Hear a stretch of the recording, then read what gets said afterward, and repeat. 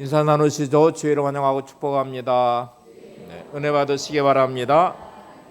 네, 제목을 보세요. 그 사람은 복을 받을 것이라. 옆에 분을 보시면서 당신은 반드시 복을 받을 것입니다. 한 번 더 하겠습니다. 당신은 반드시 복을 받을 것입니다. 네. 기분 좋으시죠? 네. 자, 제목 자체가 그 사람은 복을 받을 것이라. 오늘 본문의 내용 중에 있는 말씀입니다. 에레미야 17장 17절을 한번 같이 보죠. 시작. 그러나 무릇 여호와를 의지하며 여호와를 의뢰하는 그 사람을 복을 받을 것이라. 여기 그 사람, 복을 받는 그 사람은 어떤 사람인지를 설명하죠. 여호와를 의지하며 의뢰하는 그 사람은 복을 받을 것이라. 다시 여기를 내용을 넣어서 다시 축복을 해볼 것입니다.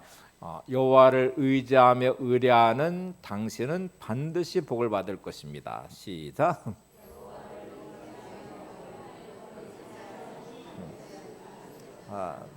너무 길어요. 못 읽을 것 같아요. 잘라서 나눠서 해볼게요. 여호와를 의지하며 의뢰하는 사람이 되시기 바랍니다. 네. 그러면 당신은 반드시 복을 받을 것입니다. 여러분의 머리를 믿습니다. 이어서 해보겠습니다. 여호와를 의지하며 의뢰하는 당신은 반드시 복을 받을 것입니다.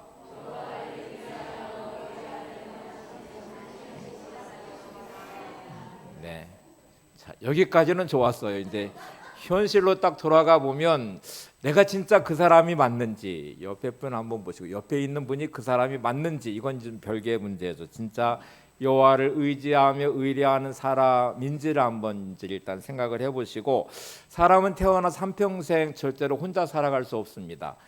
우리는 누군가의 도움이 반드시 필요하죠. 가장 먼저는 부모님의 끝없는 사랑과 돌봄과 그 은혜 안에서 아이는 성장을 하게 돼요. 그래서 이 태어나서 맺어진 혈육의 관계, 부모님이라는 관계, 또 자녀라는 관계 안에서 우리는 많은 도움을 받고 그 안에 성장을 하게 됩니다.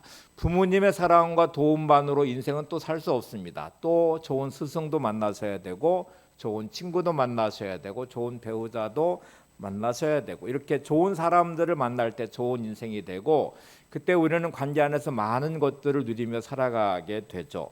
그러면 이제 오늘 이렇게 본문을 보면 여호와를 의지하며 의뢰하는 그 사람은 복을 받을 것이라 하는 말씀까지는 이해가 되겠어요. 근데 오늘 본문의 시작은 어떤 말씀으로 시작하냐면, 사람을 이제 믿지 말아라. 육신의 힘을 삼는 사람은 저주를 받는다고 또 말씀하거든요.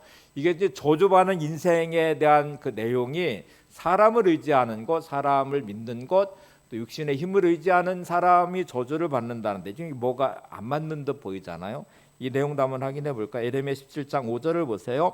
여호와께서 이와 같이 말씀하시니라. 무릇 사람을 믿으며 육신으로 그의 힘을 삼고 마음이 여호와에게서 떠난 그 사람은 저주를 받을 것이라. 자, 우리의 이제 무서운 함정 하나가 도사리고 있는데, 우리는 살면서 반드시 사람들의 도움이 필요해요. 나는 절대로 혼자 못 살아요.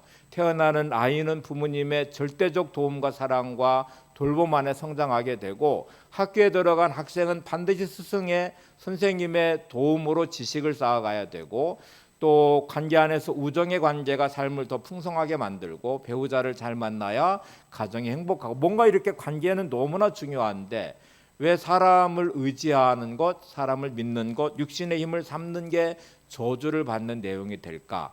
이게 이제 우리가 중요한 부분이죠. 일단 결론부터 말하면 사람은 믿음의 대상이 아닙니다. 우리는 자꾸 믿음의 대상으로 사람을 생각하니까 문제가 자꾸 생겨요. 우리가 어떤 사람을 의지하기 시작하면서 신뢰가 쌓여가고, 신뢰가 쌓이면서 그 사람을 믿기 시작해요. 믿으면서 문제는 생깁니다. 믿는 도끼에 발등찍힌다는 속담이 있듯이, 믿으면 반드시 발등찍힐 일이 생기게 되고, 발등찍히면 내 안에 생겨나는 분노심과 원망이 결국 관계에 많은 상처를 만들어내고 문제를 만들어냅니다. 일단 사람은 관계가 너무 중요한데 사람은 믿음의 대상이 아닙니다. 그러면 관계를 맺을 때 상대방에 대해서 어떤 생각을 해야 되냐면, 서로 돕고 서로 섬기고 사랑하고 이해하고 용서하는 관계. 자, 제가 몇 가지 말씀드려서 관계는 어떻게 된다고요? 서로 돕는 관계, 서로 섬기는 관계, 이해하고 사랑하고 용서해야 되는 관계. 자, 이해되셨어요? 우리의 모든 관계는 충분히 도움이 되고요. 또 나한테 좋은 사람이긴 해요. 근데 그 사람은 내가 믿음의 대상이 아니고요. 그 사람은 때로 내가 도와줘야 되고 도움을 받기도 하고 섬겨야 되고 섬김을 받기도 하고 때로는 이해가 필요하고 사랑이 필요하고 용서가 필요한 사람이에요. 이게 자녀이든 부모님이든 친구이든 스승이든 할 것 없이 모든 관계는 다 이렇게 연결되어 있으셔야 됩니다. 관계가 복되셔야 되는데 이 관계는 믿음의 대상이 아니고 서로 도와줘야 되는 관계, 섬겨줘야 되는 관계, 이해하고 사랑하고 용서해줘야 되는 관계예요. 근데 오늘 본문을 다시 들여다보죠. 예레미야 17장 5절에 보시면 이렇게 말해요. 사람을 믿으며. 어디에서 문제가 생기기 시작해요? 믿는 데서 문제가. 내가 너를 얼마나 믿었는데 네가 나한테 어떻게 이럴 수 있어? 그럴 수 있어요. 사람은. 내가 너를 얼마나 신뢰했는데, 내가 너를 얼마나 도와줬는데, 내가 너를 얼마나 이해하고 사랑하고 용서했는데 네가 나한테 어떻게 이럴 수 있어? 이렇게 생각하시는 순간 여러분은 무서운 함정에 빠진 거예요. 사람은 그럴 수 있습니다. 사람은 믿음의 대상이 아닙니다. 사람은 신뢰의 대상도 아니에요. 사람은 여러분 어느 누구든 서로 도우셔야 되고요. 또 섬기셔야 되고 이해가 필요하고 사랑이 필요하고 용서가 필요합니다. 자, 이제 문제를 한번 보시죠. 사람을 믿으면 문제가 생기고 그 육신의 힘을 삼기 시작하면 누구를 떠나기 시작하냐면 하나님을 마음에서부터 떠나기 시작합니다. 자, 여기서 우리의 문제가 많이 생기죠. 내가 저 사람을 믿는 것까지 가는 동안에 그 사람을 신뢰하면서 도움을 받았어요. 함께 사랑하면서 뭔가 좋은 일들이 있었어요. 그러다 보니까 믿기 시작해요.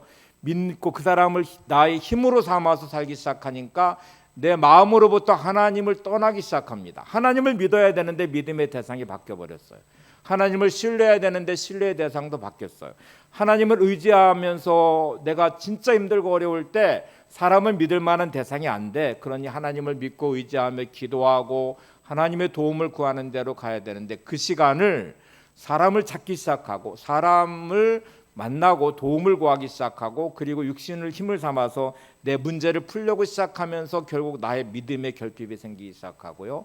또 하나님을 향한 마음에서부터 멀어지기 시작합니다. 문제가 생기면 생길수록 내 마음은 하나님으로부터 멀어지고 믿음의 결핍이 생긴 나의 마음은 어느 순간에 믿음이 실종돼 버리고 그리고 내 마음도 하나님을 잃어버렸으니 하나님의 도움을 받기가 어렵게 되죠. 시편 118편 7절에 보시면 여호와께서 내 편이 되사 나를 돕는 자들 중에 계시니. 자, 하나님이 내 편이 되시면 어떤 일이 벌어지냐면 나를 돕는 자들 중에 계셔서 하나님 역사를 만들어 가십니다. 자, 여기를 한번 순서를 잘 따라가 보죠. 내가 하나님을 믿으면 믿는 그 하나님은 누구 편 되어 주신다고요? 내 편이 되어주셔서 마치 무슨 요술램프처럼 지니처럼 그렇게 하지 않아요. 나와 관계를 맺고 있는 사람들 속에서 하나님은 역사를 하셔서 그 사람을 통해 나를 돕게도 하시고 나에게 어떤 일이 일어나도록 어떤 사건들과 문제를 만들어내시기도 하고 그래요. 그러니까 관계 속에서 일하신대요. 내가 하나님을 믿으면 하나님이 내 편 되어주시고 내 편 되신 하나님이 관계들 안에서 하나님이 역사를 하기 시작하신다는 말입니다. 다시 한번 하나님을 떠나서 사람을 믿으며 사람의 힘을 의지하면 하나님을 마음에서 떠나버렸으니까 하나님이 내 편 되어주지 않아요. 그러면 오직 나만 남아있는 내 안에서 내 감정과 내 생각과 내 의지로 내 경험으로 뭔가를 계속 만들어 가야 돼요. 하나님이 내 편 되지 않으니 관계 안에 생기는 일들의 책임도 내가 져야 돼요. 어느 순간에 내 편 되었던 같은 그 사람이 나에게 상처를 주기 시작해요.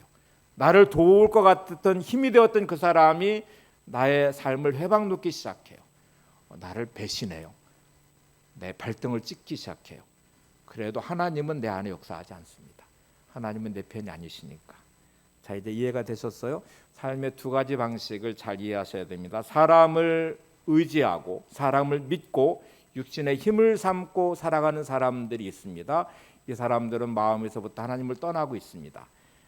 또 다른 사람은 하나님을 의지하고 신뢰하고 믿는 믿음의 사람이 있습니다. 하나님이 그들의 편에 서시고 관계들 안에 하나님은 역사를 시작하십니다. 자, 이 두 가지 방식이 있어요. 세상 사람들은 말할 것도 없이 하나님을 믿지 않으니 자기들의 방식으로, 자기의 경험으로, 자신의 지식으로 관계들을 통해서 누군가의 도움을 받으며 살아가려고 할 것입니다. 이들의 삶의 방식이 존재하는 세상의 방식이 하나 존재해요. 저와 여러분은 예수를 믿는 사람들이에요. 그럼 믿으면 우리는 하나님을 의지하고 의뢰하는 믿음의 사람이 돼야 되잖아요. 하나님이 내 편 되셔서 하나님이 우리의 관계들 속에서 역사하시는 은혜를 누리셔야 되잖아요. 근데 우리는 그것도 안 돼요.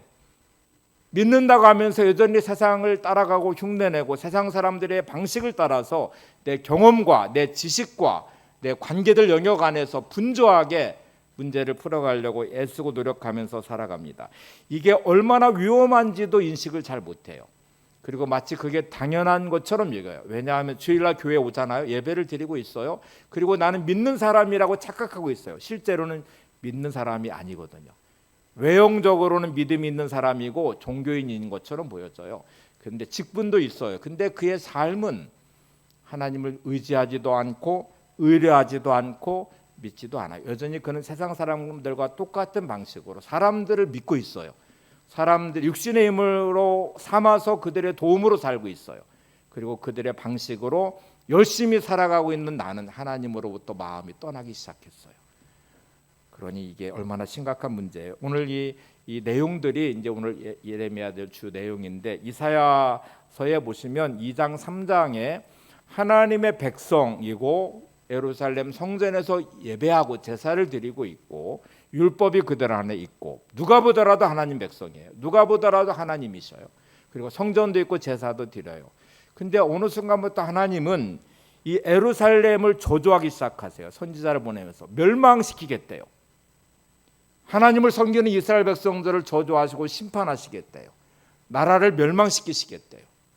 도대체 어떻게 된 일일까요? 왜 이런 일이 일어날까요? 하나님을 믿는 백성인데, 하나님을 예배하고 있는 백성인데, 성전이 있는데 왜 하나님은 그 예루살렘을 심판하시고 멸망시킨다고 하시고 하나님을 섬기는 이스라엘 백성을 저주하시고 심판하시고 멸망시킨다고 하실까요? 이들의 실상의 모습 때문에 그랬습니다. 이사야 2장 7절에 보시면 이런 구절이 나와요. 그 땅에는 은금이 가득하고 보화가 무한하며 그 땅에는 마필이 가득하고 병거가 무수하며. 자, 바벨론 나라가 점점 강성해지면서 남한국 유다를 침략하기 시작합니다. 위협하기 시작합니다. 남한국 유다의 현실은 바벨론 나라를 대항할 만한 군대도 없고 무기도 없고 무슨 뭐 금은부하나 이렇게 무한한 부도 없어요. 그러니 대항할 능력이 없습니다. 그리고 이제 항복을 해야 되나? 우리가 망할까? 이렇게 생각하면서 그들은 주변을 둘러보기 시작했어요. 근데 애굽이라는 나라가 눈에 들어와요. 애굽이라는 나라를 보니까 이렇게 말합니다. 은금이 가득하고 보화가 무한하며 그 땅에 뭐가 많아요? 마필이 가득하고 병거가 무수하며. 그리고 깨달았어요. 야, 애굽이라는 나라와 동맹을 맺으면 우리나라를 지킬 수 있겠다. 저 나라는 은금이 무한하고 막 보화가 많고 마필이 가득하고 병거가 무수하니까 동맹 맺으면 그 애굽의 나라의 군대가 우리를 도울 것이고 그 부유함이 우리를 채워줄 것이고 이렇게 이제 생각을 하고 동맹을 맺기 시작해요. 하나님은 선지자로서 계속 경고하시거든요. 의지하지 말아라. 하나님을 의지해라. 남한국 유다의 백성들은 피상적이고 추상적인 것 같은 눈에 보이지 않는 하나님 예배하고 있잖아요. 성전이 있잖아요. 율법이 있잖아요. 하나님 백성이라고 하잖아요. 근데 실질적으로는 하나님 의지하고 기도하고 하나님의 도움을 받기에는 너무 현실이 불안해요. 근데 눈에 들어오는 애굽이라는 나라는 너무 확실하잖아요. 동맹만 맺으면 우리의 안전을 보장해 줄 것 같아요. 바벨론 나라를 막아줄 것 같아요. 거기에는 충분한 군대도 있고 마필도 가득하고 은금 보화가 무한하니까 우리를 충분히 도울 것 같아요. 그래서 그들은 애국과 동맹을 맺으면서 하나님을 버리기 시작합니다. 사람을 믿으며 육신의 힘을 의지하고 그 마음에서 여호와를 떠난 그 사람은 저주를 받을 것이라. 이 말씀 그대로 남한국 유다는 바벨론에게 멸망을 합니다. 나는 어떤지를 한번 생각해 보세요. 나 예수 믿는 사람 맞아요. 문제가 생겼어요. 여러분 하나님의 도움을 구하며 기도의 자리에 나오십니까? 무릎 꿇는 기도가, 눈물의 기도가 하나님을 향한 간절한 도움이, 하나님의 은혜를 구하며 하나님의 인도하심 안에서 내 자신을 세우십니까? 아니면 육신을, 사람을 믿으며 하듯이 나를 도울 사람들이 눈에 들어와요. 야, 저 사람은 나를 충분히 도울 것 같아. 나는 지금 물질의 어려움을 겪고 있는데 저 사람은 돈이 많잖아. 나는 지식과 경험이 없는데 저 사람은 충분한 지식과 경험이 있잖아. 저 사람과 좋은 관계를 맺으면 저 사람은 나를 도울 것 같아 라는 생각으로 분주하게 여러분 동분서주하며 문제를 해결하기 위해서 우리는 노력을 합니다. 근데 그게 거기서 끝나지 않아요. 내 마음에서부터는 하나님으로부터 멀어지기 시작해요. 기도해야 될 시간에 기도하지 않고 있는 나, 어느 순간에 예배도 빼먹으면서 분주하게 문제 해결하려고 동분서주하고 있네요. 어느 순간부터 하나님을 마음에서 떠나보내고 있는 나를 보게 돼요. 여러분의 현실은 어떠신 것 같아요? 이런 모습이 결국 나라가 망하는 유다의 길을 따라가고 있습니다. 오늘 에레미야 17장 1절 2절 본문 앞에 보면 이렇게 돼 있어요. 유다의 죄는 금강석 끝 철필로 기록되되 그들의 마음판과 그들의 제단 뿔에 새겨졌거늘 그들의 자녀가 높은 언덕이 푸른 나무 곁에 있는 그 제단들과 아사라들을 생각하는도다. 유다의 죄는 금강석 끝 철필로 기록되되 그의 마음판과 그의 제단뿔에 새겨졌거늘. 자, 이런 행동들이 어느 순간부터 내 마음판에 계속 죄를 새겨놓고 있는 중이에요. 더 무서운 사실은 뭔지 아세요? 제단뿔에 새겼대. 이 제단은 본제단의 제단이거든요. 자신의 죄를 회개하기 위해서 제물을 가져와 그 피를 본제단에 바르며 하나님 앞에 회개하면서 하나님의 관계 안으로 들어가야 될 이 본제단에 지금 죄를 새겨놓고 있대요. 자, 무슨 말이냐면 적용하면 여러분은 지금 예배 자리에 와 있어요. 예배자예요. 근데 그 예배를 드리면서도 계속 이 예배 중에도 죄를 새겨놓고 있는 중이에요. 내 안에 있는 이기적인 마음, 욕망, 탐욕, 죄성이 그대로 남아있어요. 회개하고 하나님의 관계 안으로 들어와야 되거든요. 근데 여전히 내 마음속에는 예배 끝나고 와서 누구 내가 만나야 돼. 누구의 도움을 받아야 돼. 누군가가 나한테 도움이 될 거야. 하나님을 향한 마음이 없어요. 제단 안에서도 여전히 예배하는 마음속에서도 죄를 새기고 있는 중이에요. 더 무서운 사실은 이런 나의 모습이 자녀들을 어디에 세우는지 아냐면 높은 언덕이 푸른 나무 곁에 있는 그 제단들과 아사라들을 생각하게 하는도다. 여러분, 여러분의 삶의 방식이 그대로 자녀들에게 전해지고 있습니다. 예수 믿는 나는 예수 믿으라고 자녀한테 말을 해요. 근데 행동은 예수 믿는 사람 다움이 없어요. 자녀들은 뭐를 보고 배우냐면 부모의 뒷모습 보듯이 세상만 열심히 배우고 있어요. 부모가 그러고 있으니까. 근데 한 발 더 나서 가지고 너 공부해야 돼. 교회 가지 말고 공부해.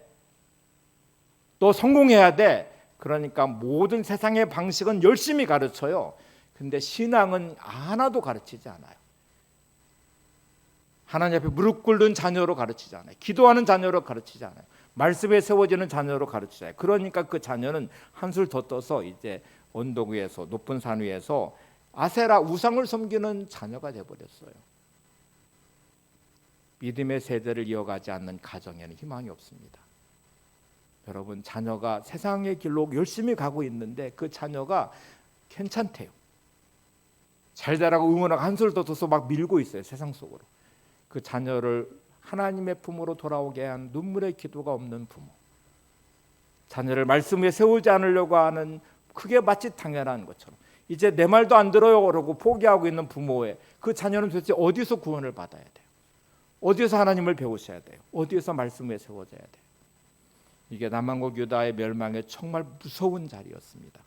다시 본문을 다시 보세요. 유다의 죄는 금강석 끝 철필로 기록되되 그들의 마음판과 그들의 제단뿔에 새겨졌거늘 그들의 자녀가 높은 언덕이 푸른 나무 곁에 있는 그 제단들과 아사라들을 생각하는도다.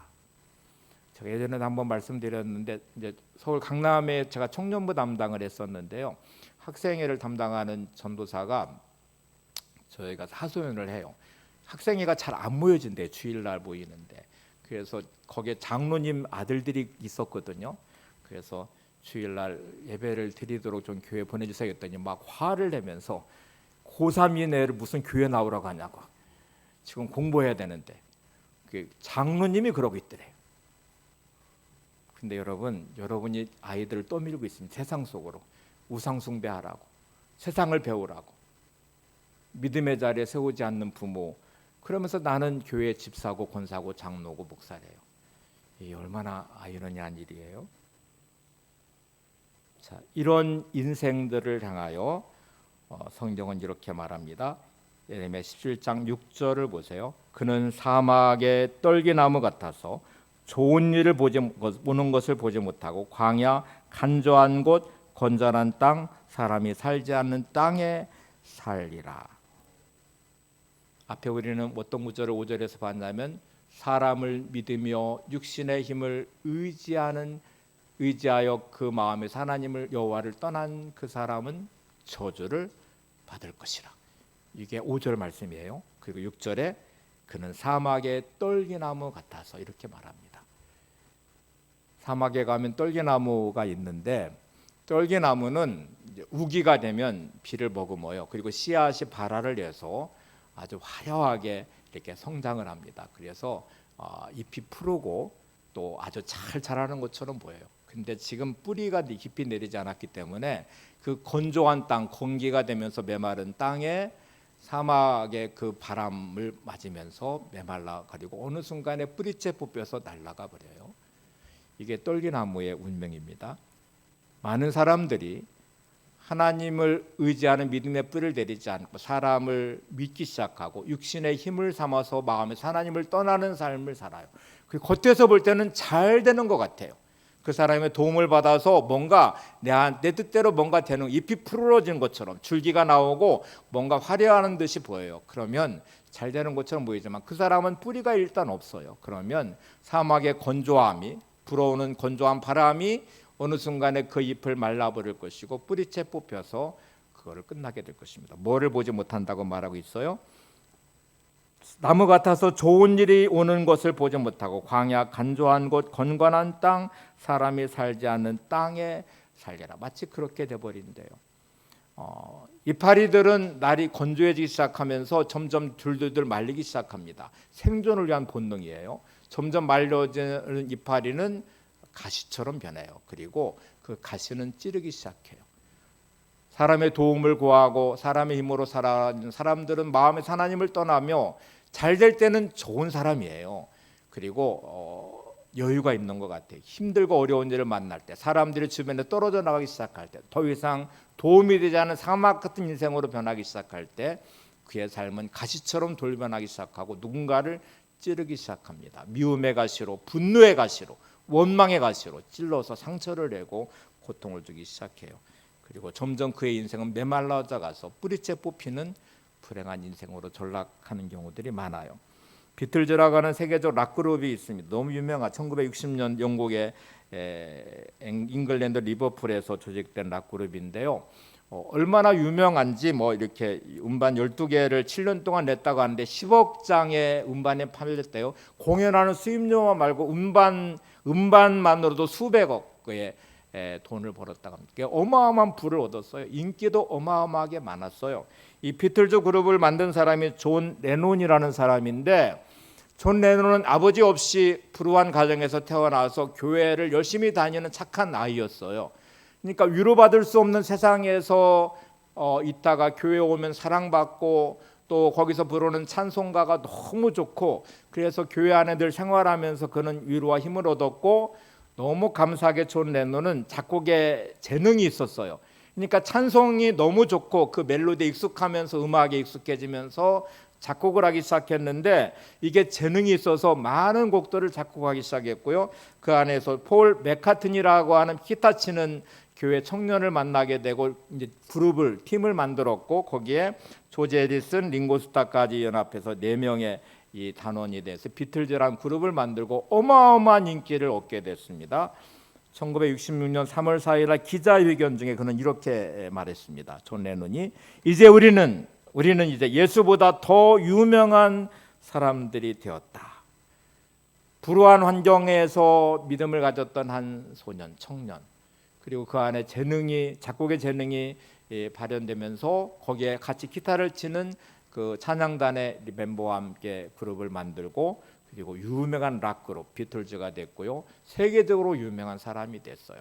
복음은 전해지는 곳에 한계가 있었는데 이 락 그룹은 뭐 유럽을 지나 아프리카로, 뭐 아시아로, 뭐 이 미국 쪽에 있는 뭐 북미 쪽으로 해서 어마어마한 인기를 누리게 되고 어마어마한 부를 가지고, 그리고 이러던 교만함이 이렇게 말합니다. 우리는 이제 예수보다 더 유명한 사람들이 되었다.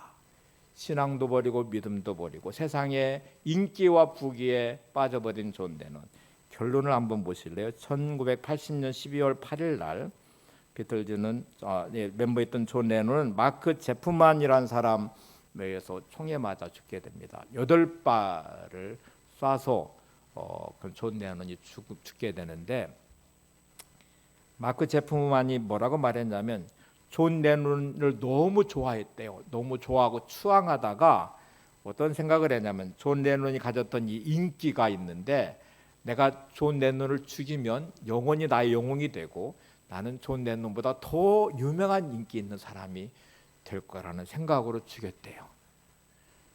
여러분, 존 레논은 뭐 때문에 죽은 줄 아세요? 인기 때문에 죽었어요. 그의 인기가 마크 제프만이라는 사람이 추앙을 하기 시작하고 신적 존재로 막 추앙하고, 그의 인기가 부러운 그는 그를 총으로 8발 쏴서 죽이면서 더 큰 인기를 얻고자 하는 잘못된 욕망으로 그렇게 끝났어요. 사람의 인생이 한순간에 끝나버린다는 것, 인기는 영원하지 않다는 것, 어떤 인생도 영원하지 않다는 것 잊지 마셔야 됩니다. 예레미야 17장 13절에 보시면 하나님을 버린 인생에 대해 이렇게 말합니다. 이스라엘의 소망이신 여호와여, 무릇 주를 버리는 자는 다 수치를 당할 것이라. 무릇 여호와를 떠나는 자는 흙에 기록이 되었으되 이는 생수의 근원이신 여호와를 버림이니이다. 여호와를, 소망이신 여호와를 버리는 자는, 이렇게 말하면서 끝에 뭐라고 하면 생수의 근원이신 여호와를 버렸다고 말씀합니다. 예레미야 17장 7절을 다시 보겠습니다. 복 받는 인생에 대한 구절입니다. 다시 보시죠. 시작. 그러나 무릇 여호와를 의지하며 여호와를 의뢰하는 그 사람은 복을 받을 것이라. 다시 처음으로 돌아와서 여호와를 의지하며 의뢰하는 그 사람은 복을 받을 것이라. 제목이죠. 다시 옆에 분을 축복해 보세요. 당신은 반드시 복을 받을 것입니다.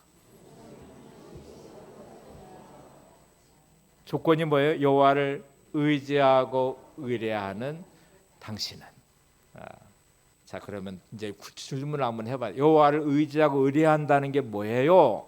이렇게 물으시면 제가 2가지로 아주 선명하게 대답을 해드릴 겁니다. 여기만 딱 이제 붙잡으시면 돼요. 복잡하지도 않아요. 여호와를 의지하고 의뢰하는 사람은 어디서 제일 먼저 확인이 되냐면 마음에서 확인이 돼요. 어디서 확인된다고요? 마음에서 확인돼요. 자, 여러분의 마음을 들여다보셔야 됩니다. 여호와를 의지하고 의뢰하는 이 믿음의 첫 번째 확인되는 자리는 환경도 아니고 조건도 아니고 어떤 사람도 아닌 여러분의 마음에서부터 확인이 되기 시작하는데, 여호와를 의지하고 의뢰하는 사람은 더 이상 두려워하지 않고 염려하지 않고 낙심하지 않고 절망하지 않고 분노하지 않고 미워하지 않고 내 안에 하나님이 주시는 기쁨과 평안이 있습니다. 이거는 관계와 상황과 환경과 문제와 상관없이 믿음으로 자리 잡는 첫 번째 마음의 자리예요. 자, 여호와를 의지하고 의뢰하는 마음은 마음에 환경과 상관없는 내 안에 있는 기쁨과 평안함, 관계와 상관없는 내 안에 있는 사랑의 마음과 용서의 마음, 이게 여호와를 의지하고 의뢰하는 확인되는 첫 번째 자리. 여기가 확인 안 되면 나머지는 다 소용없어요. 여러분이 아무리 예배를 열심히 드리고 헌금을 아무리 많이 하고 봉사와 사역을 아무리 많이 해도 이스라엘 백성들의 종교성과 별로 다르지 않아요. 제사를 열심히 드리고요, 뭐 열심히 율법도 지키고요, 열심히 막 구제도 하고 헌금도 하고 금식도 하는 바리새인들. 근데 예수님은 그 사람을 제일 싫어하고 있어요. 독사의 자식들이래요. 그들의 마음에는 하나님을 믿는 믿음이 없어요. 자기 의만 들어 있어요. 종교적 열심은 있어요. 근데 믿음이 없어요. 자, 확인하는 첫 자리는 여러분의 마음입니다. 여러분은 하나님을 의뢰하고 의지하는 믿음의 사람이 맞으십니까? 주어진 현실 앞에, 수많은 문제들 앞에 두려움과 염려 없이 하나님이 주시는 평안함이 여러분 안에 있으신가요? 관계와 상관없이 주님의 사랑이 내 안에 가득하고 용서의 마음이 있으신가요?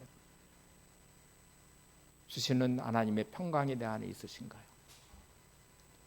여기가 확인 안 되면 여러분은 말로는 말할 수 있어요. 내가 믿는 사람이에요. 근데 하나님이 보시면 절대로 여러분 편에 서실 수 없는, 마음에서부터, 어디서부터 떠났어요? 마음에서부터 하나님을 떠났어요. 여러분, 사람을 믿으며 육신의 힘을 의지하는 사람은 그 마음에서 여호와를 떠나고 있대요.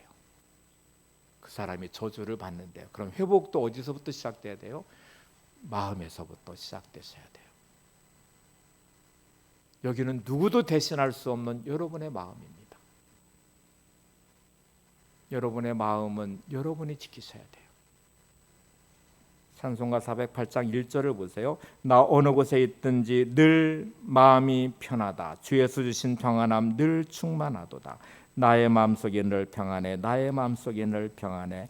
악한 죄 파도가 많으나 마음이 늘 평안해. 잘 보세요. 나 어느 곳에 있든지 마음이 늘 편하다. 악한 죄 파도가 많으나, 모든 악함의 파도들이 나에게 몰아쳐도 마음이 늘 평안해. 나 어느 곳에 있든지 늘 마음이 편하다. 주 예수 주신 평안함 늘 충만하도다. 나의 마음속에 늘 평안해. 나의 마음속에 늘 평안해.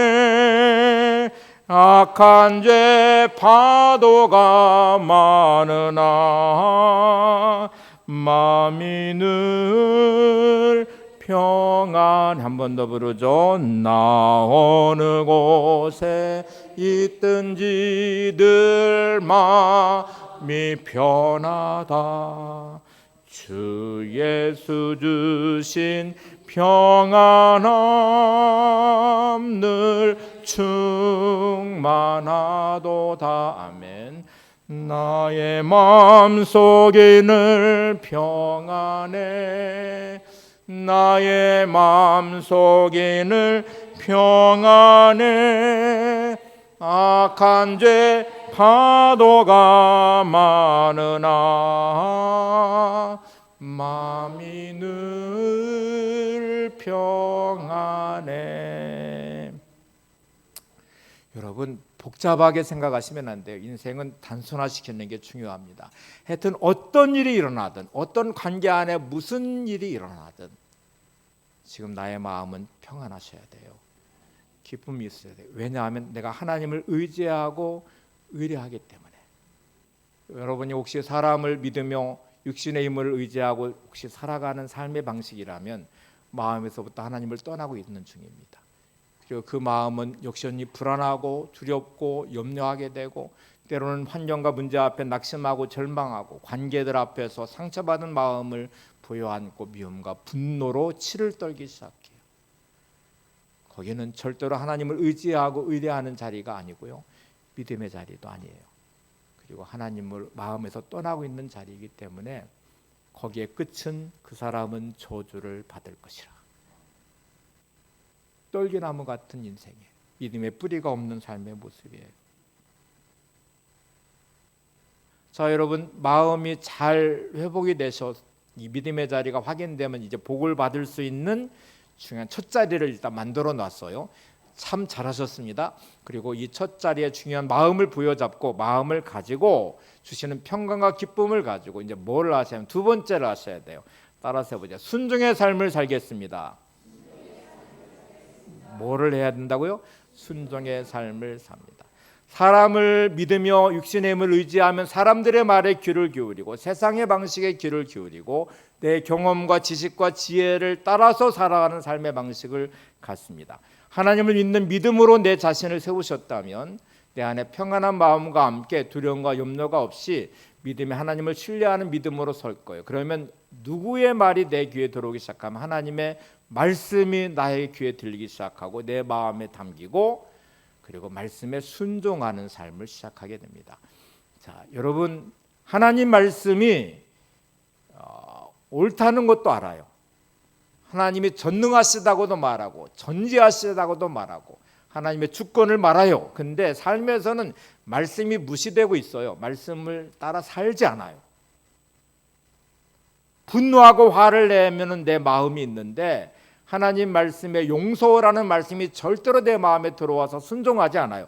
이유는 아주 분명해요. 저 사람이 나한테 잘못했기 때문에 내가 내 안에 일어난 분노와 원망과 미움이 내 안에 가득하니까 절대로 용서할 수 없어요. 말씀에 따라 순종이 불가능합니다. 염려나 두려움이 내 안에 찾아와 있고 이게 묶여있는 삶의 현실이 있는데 염려하지 말고 두려워하지 말라는 말씀이 절대로 내 안에 순종으로 다가오지 않아요. 이유는 현실이 너무 힘들고 어려운데요. 불확실한 미래가 내 안에 있는데 어떻게 순종해요? 어떻게 이 말씀대로 내가 살아요? 근데 이 말씀은 나의 경험도 지식도 뛰어넘어야 되고요. 사람의 관계도 뛰어넘어야 되거든요. 그래야 순종이 가능해요. 자, 이제 순종의 삶의 샘플로 한번 시몬 베드로를 소환해 보겠습니다. 누가복음 5장에 보면 밤새도록 그물질 열심히 살았어요. 그물질 전문가예요. 어부니까. 그런데 고기 한 마리도 못 잡은 패배자로 아침을 맞이했던 시몬 베드로. 빈 그물을 씻으면 허탈하게 이제 돌아가기 위해서 준비를 하는 중에 예수님이 오셨는데 갑자기 시몬의 배를 빌리세요. 배 좀 빌려달라 그러더니 배에 올라가서 모여있는 사람들에게 말씀을 전하기 시작해요. 시몬은 그 빈 그물 씻으면서 이제 기동장 하듯이 들었겠죠. 예수님의 말씀을. 근데 자기의 일상의 본업은 어부이며 또 빈 그물이고 그리고 피곤한 몸이고 집에 돌아갈 준비를 하고 있는데 말씀을 다 전하신 예수님이 갑자기 시몬에게 깊은 데로 가서 그물을 내려 고기를 잡으라 이렇게 말씀을 하셨어요. 말도 안 되는 말입니다. 갈릴리 호수는 아주 맑은 호수여서 낮에는 고기를 잡을 수 없습니다.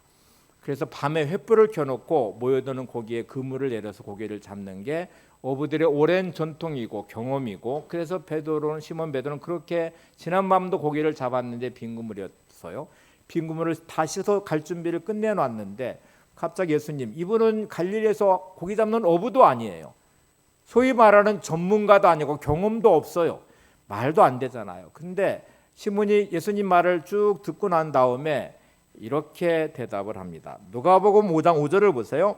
시몬이 대답하여 이르되 선생님 우리들이 밤이 새도록 수고하였으되 잡은 것이 없지만은 말씀에 의지하여 내가 그물을 내리리다 하고. 자, 시몬의 대답을 잘 보십시오. 선생님 우리들이 밤이 새도록 수고하였으되 잡은 것이 없지만 지금 왜 순종을 하냐면 이렇게 말합니다. 말씀에 의지하여 내가 그물을 내리리다. 지금 나에게 하시는 말씀이 하나님 말씀이기 때문에 제 경험과도 안 맞고 상식으로도 안 맞고 이해도 할 수 없지만 제가 하나님을 믿기 때문에 오늘도 말씀에 제가 순종하며 오늘을 삽니다. 이게 믿음의 사람이고 그것이 여호와를 의지하고 의뢰하는 사람이고요. 그 사람이 복을 받는데요. 자, 여기가 여러분이 되십니까? 때로는 부딪힌 현실 앞에 말씀은 말도 안 돼요. 어떻게 나보고 용서하라고 그래요? 어떻게 나보고 이 상황에서 감사하래요? 불확실한 미래가 내 눈앞에 펼쳐지고 당장 돈의 문제, 건강의 문제, 관계의 문제 너무 많은 문제에 산적해 있고 근데 어떻게 염려하지 않아요? 어떻게 두려워하지 않아요? 이 상황이 어떻게 낙심하지 않아요? 라고 우리는 자꾸 항변해요. 근데 하나님은 우리에게 자꾸 두려워하지 말래요. 염려하지 말래요. 용서하래요. 이게 어떻게 가능해요? 근데 오늘 이 고백을 하셔야 돼요. 내가 여호와를 의지하고 일하기 때문에 내 마음이 평안합니다. 세상에 줄 수 없는 기쁨이 내 안에 있습니다. 주님의 가득 찬 십자가의 사랑이 내 안에 있습니다. 그래서 제가 용서할 수 있습니다. 그래서 제가 두려워하지 않습니다. 그래서 제가 염려하지 않습니다. 오늘도 말씀에 의지하고 제가 순종하며 이 길을 가겠습니다. 여러분, 이런 하나님을 의뢰하며 의지하는 그 사람은 복을 받을 것이라고 말하면서 이어지는 8절, 7절에 이 말씀하신다. 8절에 이렇게 말합니다. 그는 물가에 심어진 나무가 그 뿌리를 강변에 뻗치고 더위가 올지라도 두려워하지 아니하며 그 잎이 청청하며 가무는 해에도 걱정이 없고 결실이 그치지 아니함과 같으리라. 물가에 심어진 나무는 그 물의 근원이 마르지 않는 이상은 더위가 오든지 가뭄이 들든지 염려하지 않습니다. 그 앞에도 청청하며 가무는 해도 걱정이 없고 결실이 그치지 않는다고 말합니다. 혹시 여러분 성지순례하면 사막을 지나보시면 시띠나무라는 나무가 사막 중간중간에 자라고 있는 것을 확인하실 수 있어요. 제가 이집트에서 이제 사막을 지나 이스라엘로 들어가 봤는데 그 사막에 진짜 그 황량한 사막에 나무가 우뚝우뚝 서 있는 나무들이 있어요. 이게 시띠나무, 성막을 만드는 재료의 시띠나무예요. 그 나무들이 도대체 어떻게 생존이 가능할까 너무 궁금해서 물어봤어요. 김성 교수가 이제 고고학자이고 인류학자인데 이분이 이제 가이드를 해주셨거든요. 이분의 대답이 이 시띠나무의 뿌리는 얼마나 긴지 이제 물의 근원을 찾아가. 여러분 사막 밑에는 물이 흘러갑니다. 그래서 오아시스로 분출하게 되는데 오아시스 사막 곳곳에 오아시스의 주변에는 나무들이 많거든요. 베두인족이 주로 오아시스 근처에 살게 되는데 근데 그 사막 곳곳에 있는 이 시띠나무는 오아시스에 있는 나무가 아니거든요. 근데 살아 있어요. 이게 이제 성막을 만드는 나중에 제목이 된 나무인데 어떻게 살아 있을까? 비밀은 뿌리에 있었습니다. 시띠나무 뿌리가 사막에 떨어져요. 떨어지면 이제 어디로 뿌리를 내리기 시작해요. 뭐를 찾아야 돼요? 물을 찾아야 돼요. 물의 근원을 찾아야 돼요. 그래서 어떤 시띠나무는 짧게는 몇 메타, 그리고 수십 메타, 길게는 몇백 메타의 뿌리가 뻗쳐 있습니다. 그러더라고요. 어디까지 가냐면 물의 근원까지 찾아서 뿌리를 내려야 돼요. 연결해야 돼요. 여러분 아무리 힘들고 어려워도 여러분의 믿음의 뿌리를 위해서 하나님을 만나셔야 돼요. 생수의 근원 되신 하나님께 내 인생을 연결해 놓으셔야 돼요. 그래야 오늘 말씀이 적용됩니다. 그는 물가에 심겨진 나무같이 뿌리를 강변에 뻗친다. 사막 같은 인생이라고 불평하지 마시고 내 믿음의 뿌리를 하나님의 생수의 근원 되신 하나님께 연결하셔야 돼요. 어떻게 연결해요? 라고 물으시면 말할 것도 없이 기도로 연결하셔야 되죠. 말씀 붙잡고 씨름하시며 연결하셔야 되죠. 이렇게 살아갈 때 우리는 믿음 안에서 오늘 이 말씀을 이루어가는 삶이 될 것입니다. 스폴전 생애라는 책을 소개하고 마치겠습니다. 리처드 데어가 쓴 책인데요. 이 스폴전의 생애를 쭉 소개하면서 그의 설교 한 부분을 소개하는 내용에서 그 설교 본문을 좀 가져와 봤습니다. 이렇게 말합니다. 우리의 감정을 무참히 짓밟아 버리는 모든 환경들은 복이다. 그것은 우리를 교육시켜 그리스도인의 대장부로 성장케 해주며 우리를 가르쳐 단지 하나님이 평안을 주실 때뿐 아니라 우리를 시험하실 때에도 그분을 사랑하도록 해준다. 종국에 가서는 틀림없이 성장의 기간이 될 것이다. 저때 나이는 머지않아 형제들과 함께 식탁에 앉아 음식을 먹으며 아주 만족해할 것이다. 아이가 젖을 떼게 되었을 때 어머니로부터 떨어져 분리되는 것이 아니라 어머니의 식탁 위로 올려지는 것이다. 스폴전 목사님의 설교 내용의 아주 중요한 부분이요. 우리의 감정을 무참히 짓밟아버리는 모든 환경들은 복이다. 여러분의 고통 고난 당하는 모든 환경과 문제는 복입니다. 병들미 복이며 물질의 어려움을 당함이 복이며 관계의 상처를 입은 자리가 복이며 내 모든 삶의 자리가 복입니다. 동의하기가 어렵잖아요. 옆에 분 한번 보시면서 당신은 진짜 복받은 사람입니다. 이제 알아요. 저분이 얼마나 물질의 어려움을 당하는지, 몸이 얼마나 아픈지, 막 관계 상처로 지금 막 얼마나 힘들어하는지 막 다 아시잖아요. 근데 이걸 복이라고 말할 수 있으셔야 돼요. 이게 받아들일 수 있는 믿음이 필요해요. 우리는 하나님, 제가 이 어려움 당한 게 저는 복이라고 믿어요. 왜냐하면 하나님이 계시잖아요. 이 과정에 저를 성장시킬 거잖아요. 저를 바꿔내실 거잖아요. 제가 반드시 변화될 것이고요. 제 마음에서부터 믿음을 반드시 확인해서 하나님이 주시는 기쁨을 제가 누릴 것입니다. 평안을 제가 누릴 것입니다. 제가 믿음의 뿌리를 더 깊이 내려서 반드시 생수의 근원 되신 하나님을 꼭 만날 것입니다. 이렇게 하시면 성장이 시작되고 하나님의 변화의 자리에 서게, 하나님 여러분 편에서 역사를 시작하실 것입니다. 오늘 수번전의 설계 중요한 비유 하나가 있어요. 젖된 아이에 대한 비유를 하고 있는데, 여러분 젖을 먹는 아이는 엄마와 밀착되어 있는 관계를 누리고 있는 중이에요. 근데 어느 날 갑자기 엄마가 젖을 떼서 밀어내기 시작해요. 아이는 순간에 내가 버림받았나? 더 이상 엄마가 나를 사랑하지 않나? 더 이상 왜 젖을 주지 않는 거야? 라고 말하지만 실제로 젖을 뗀 아이는 그 형제들과 함께 어머니의 식탁 위로 올려지는 그 풍성함의 식탁이 기다리고 있는 중이거든요. 여러분 이걸 잊지 마셔야 됩니다. 하나님으로서 분리된 것 같은 상황과 환경, 어느 순간에 물질의 어려움을 당해서 내가 분리되듯이 하나님이 나를 버리셨나? 병에 들은 내 몸 앞에서 신음하면서, 관계 상처 앞에서 고난당하면서 내 인생에 버림과 같은 그런 순간이 올지라 기억하시기 바랍니다. 하나님은 풍성한 식탁을 준비하고 계십니다. 그 식탁을 여러분을 끌어올리셔서 그 풍성함을 누리게 될 것입니다. 그런 여러분 마음에서부터 믿음을 확인하셔야 됩니다. 무너지지 않는 내 마음에 주시는 평강이 있고 평안이 있고 기쁨이 있는 마음, 그리고 하나님을 신뢰하는 믿음으로 주 앞에 서고자 하는 간절한 이 마음이 믿음의 불을 깊이 내리며 생수의 근원 되신 하나님을 찾아 만나고 그 안에서 내 안에 거할 때 마련한 이 풍성한 식탁 위로 나를 들어 올리시는 하나님을 경험하게 될 거예요. 그 풍성한 식탁을 함께 누리는 영광을 보게 될 것입니다. 오늘 부른 찬양 가사를 보시면 이때 우리는 더 힘들 때 손 잡아주시는 하나님, 슬플 때 위로해 주시는 하나님, 아플 때 치료해 주시는 하나님, 그 하나님이 나를 지켜주시고 인도하시고 도와주시는 그 하나님을 만나게 될 것입니다. 함께 찬양하고 기도하겠습니다.